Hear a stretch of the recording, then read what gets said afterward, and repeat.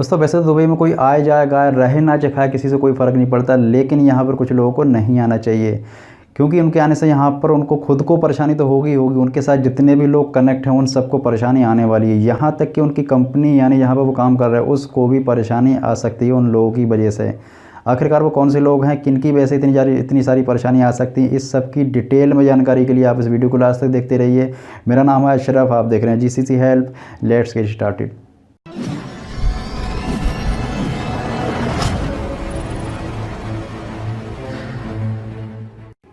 दोस्तों वो कौन से लोग हैं जिनको यहाँ पर नहीं आना चाहिए, या फिर मैं अपनी पर्सनल ये सजेशन करता हूँ कि उनको यहाँ पर आने से बचना चाहिए, क्योंकि उनको बहुत ज़्यादा परेशानी आने वाली है, उसकी वजह से दूसरों को भी परेशानी आ सकती है। सबसे पहली लिस्ट में आते हैं दोस्तों सेंसिटिव लोग, यानी जो बहुत ज़्यादा सेंसिटिव होते हैं, चाहे वो बाय नेचर सेंसिटिव हो, अगर उनको कुछ भी बात कह दो वो झगड़ालू हो जाते हैं, अपने माइंड कर लेते हैं, किसी भी बात पर बहुत ज़्यादा गुस्सा करते हैं, झगड़ा करने लगते हैं।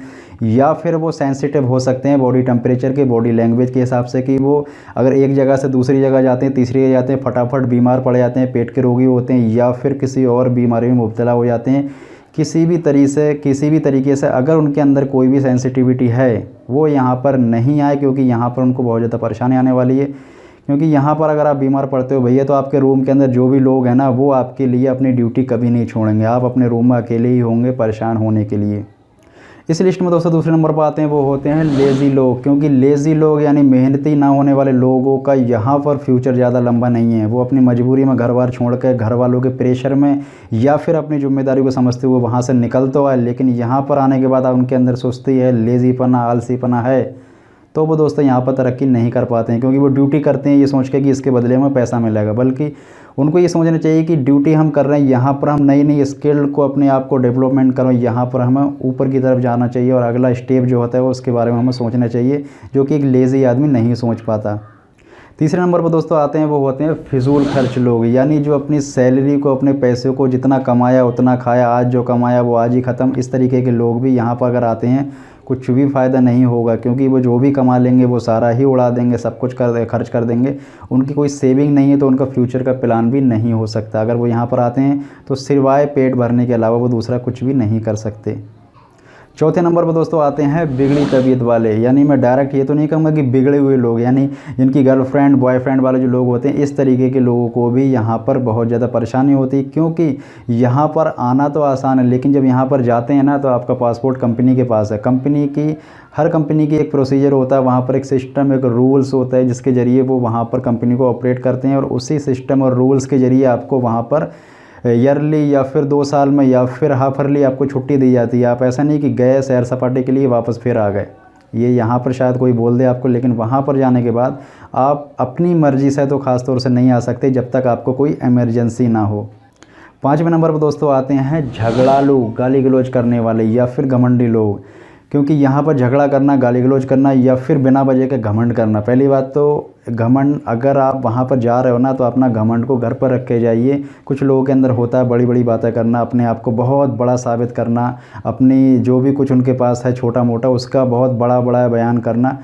तो अगर आप इतने ही बड़े घमंडी हो, इतना सब कुछ है, तो वहाँ पर आपको जाने की पहली बात तो ज़रूरत ही नहीं है। और अगर आप वहाँ पर चले जाते हो एज ए मज़दूर बन के, तो वहाँ पर अरबपतियों के अरबपति भी होते हैं। तो ऐसी कंट्री में जाने के बाद अपना घमंड अपने घर पर हमें रखना चाहिए। दूसरा, अगर आपके अंदर झगड़ालूपना है या फिर गाली गलौज वाले जो भी लोग हैं ना, उनको वहाँ पर बहुत ज़्यादा परेशानी आने वाली, क्योंकि अगर वो वहाँ पर झगड़ा करते हैं या फिर गाली गलौज करते हैं, आपको अच्छा खासा गवर्नमेंट की तरफ से या फिर कंपनी की तरफ से पनिशमेंट मिल सकता है। पनिशमेंट के एवज़ में आपकी सैलरी भी डिडक्शन हो सकती है, आपको जेल भी भेजा जा सकता है, आपको परमानेंटली बैन या ब्लैक लिस्ट भी किया जा सकता है।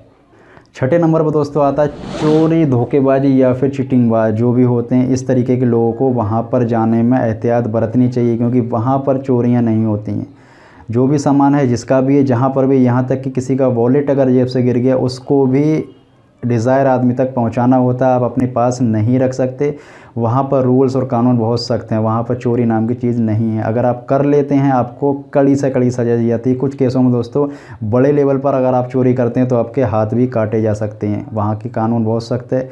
चोर को ख़ास तौर से बचना चाहिए कि अगर किसी की आदत है चोरी करने की, तो वो पहली बात तो आदत को बदल दे, क्योंकि वहाँ पर जब पैसा आदमी कमा रहा है, चोरी करने की ज़रूरत ही नहीं पड़ेगी।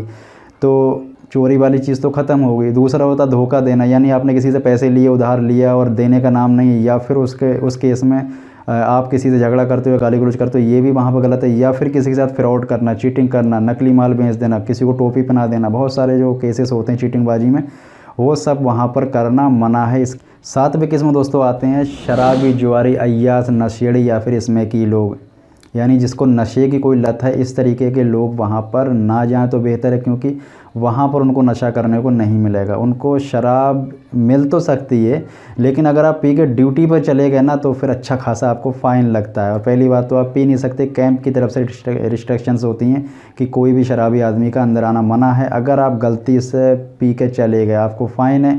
अगर आपकी बोतल या फिर इस तरीके की कोई भी नशीली चीज़ आपके सामान से मिल जाती है, उसके बावजूद भी वहाँ पर बहुत सख्त एक्शन है। आपको इन चीज़ों से बचना चाहिए। और अगर आपके अंदर ये लत है कि इसके बिना आप जी नहीं सकते, तो फिर आपको वहाँ पर नहीं जाना चाहिए। 8वें पॉइंट की दोस्तों हम बात करें, वो होता है होम सिक होना, यानी कि वो घर का बहुत ज़्यादा लाडला होता है, अपने घर को छोड़ कर नहीं जा सकता, घर के बिना उसको कहीं अच्छा नहीं लगता। सुबह को गए, 2 घंटे के बाद शाम को वापस आ गए, कैसे भी करके वो गुजारा यहीं करता है, कोई भी काम करता है, लेकिन वो अपने घर को छोड़कर दूसरी सिटी में भी जो काम नहीं कर सकता, वो दुबई क्या जाएगा, या फिर जीसीसी किसी भी कंट्रीज़ में क्या जा सकता है और कैसे रुक सकता है। मिनिमम उसको 6 महीने या फिर उसको 1 साल तो वहाँ पर रुकना ही होगा। अगर उसका दिल इतना मजबूत नहीं है तो उसको भी वहाँ पर नहीं जाना चाहिए। 9वें पॉइंट की दोस्तों बात कर लेते हैं, बहुत ज़्यादा इंपॉर्टेंट है। वो होता है कि आप अपने घर से ठीक ठाक होकर भी, आपकी फाइनेंशियल कंडीशन ठीक ठाक होकर भी, आप वहाँ पर अनस्किल्ड लेबर में अगर जाते हैं, यानी कि सीधे साधे लफ्ज़ों में बात करूँ, हेल्पर की कैटेगरी में जाते हैं, आपको जाने की ज़रूरत नहीं है भैया, क्योंकि वहाँ पर हेल्पर की कैटेगरी में इतने सारे काम आते हैं कि आप वहाँ पर नहीं कर सकते। स्टार्टिंग में बात करूँ तो सबसे पहला लोडिंग, सफाई, झाड़ू, लेटरिन, बाथरूम, चाय, कॉफ़ी, नाश्ता, झूठन, बर्तन, जो भी कुछ है ना, कुछ भी आपको करना पड़ सकता है, क्योंकि आप जाते हैं वहाँ पर एज ए हेल्पर बनकर। और हेल्पर की कैटेगरी में कुछ भी नहीं बचता है दोस्तों, सब कुछ आपको करना है, आप वहाँ पर ना नहीं कर सकते। और इस केस में अगर आपकी फाइनेंशियल कंडीशन अच्छी है, आप उसको नहीं कर सकते।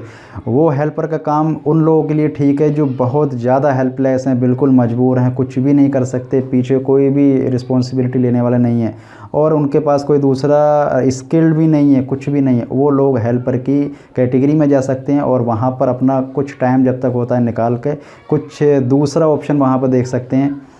हेल्पर से उठ के वहाँ पर आप किस कैटेगरी में जा सकते हैं, कौन सी फील्ड में आपका फ्यूचर है और आपके लिए बेस्ट और सूटेबल जॉब कौन सी, इसके लिए दोस्तों आप मेरी अगली वीडियो को देख सकते हैं। क्योंकि ये वीडियो ज़्यादा लंबी ना हो जाए, इसीलिए मैं इसको साइड में कर देता हूँ, क्योंकि ये अलग टॉपिक है, लंबा हो जाता है कि आपके फ्यूचर के बारे में जो भी मुझे बताना है वो मैं एक अगली अलग से वीडियो बना दूँगा। उसको आप देख सकते हैं कि अगर कोई हेल्पर वहाँ पर जाता है ना, बहुत सारे रास्ते हैं उसके लिए, कुछ भी बन सकता है। लेकिन मैं एक दूसरी वीडियो बनाऊँगा जिसमें मैं डिटेल से डिस्कस करूँगा और आपको एक हो सकता है आपको एक अच्छी रास्ता मिल जाए वहाँ पर और आपकी लाइफ, आपकी ज़िंदगी भी ठीक से सर्वाइव हो सके। 10वीं और लास्ट कैटेगरी में दोस्तों आता है, वो होता है कि अगर आपकी शादी नई हुई है तो भी दोस्तों आपको वहाँ पर नहीं जाना चाहिए, क्योंकि जिसकी नई शादी होती है वो अगर जाता है ना अपनी बीवी को छोड़ कर, नई नवीली दुल्हन को छोड़ कर, तो वो खुद भी ठीक से नहीं रह पाएगा और उसके पीछे में जो बीवी है वो भी ठीक से नहीं रह पाएगी। आपको इस चीज़ के बारे में थोड़ा सोचना चाहिए। ज़रूरी नहीं है कि वीज़ा आ गया, पासपोर्ट आ गया, हम भागना जाना है। बहुत ज़्यादा चांसेस होंगे, बहुत सारे वीज़ाज़ मिल सकते हैं, लाइफ बहुत लंबी है और कहीं पर भी आपका एडजस्टमेंट हो सकती है। अगर आज वीज़ा आ सकता है तो कल भी आ सकता है, वीज़े की कोई दिक्कत नहीं होती। लेकिन आपको कम से कम 1 साल, 2 साल, 3 साल तक अपनी फैमिली को जो टाइम है वो देना चाहिए, अपने घर पर रहना चाहिए। घर पर रह के जो आज तक कर रहे थे वही सब कुछ करना चाहिए, आपको एकदम से नहीं भागना चाहिए। और जो लोग वहाँ पर पहले से ही रह रहे हैं वो अगर शादी के बाद भी रहते हैं उनको कोई दिक्कत नहीं, क्योंकि वो वहाँ पर पहले ही सेटल हैं। उनके फैमिली को, उनके रिलेशनशिप वालों को, उनके मेमोरी में ऑलरेडी ये सिग्नल है कि ये बंदा बाहर रहता है, इसी बेस पर उन्होंने शादी की। तो अगर फिर भी वो शादी के बाद जाता तो कोई दिक्कत नहीं, लेकिन शादी के बाद तुरंत अगर आप भागते हैं ना तो आपको कुछ देर वेट करना चाहिए, कुछ दिनों, कुछ महीने आपको वेट करना हो सकता है, साल 2 साल। अपना सब कुछ ठीक हो जाने के बाद आप वहाँ पर जा सकते हैं, कोई भी दिक्कत नहीं है। दोस्तों ये 10 पॉइंट थे जो मैंने आपके साथ डिस्कस किए। हो सकता है कि आगे भी रिक्वायरमेंट हो तो मैं आगे भी बहुत सारे पॉइंट आपको बताऊं कि कौन कौन सी लोगों को यहाँ पर नहीं आना चाहिए।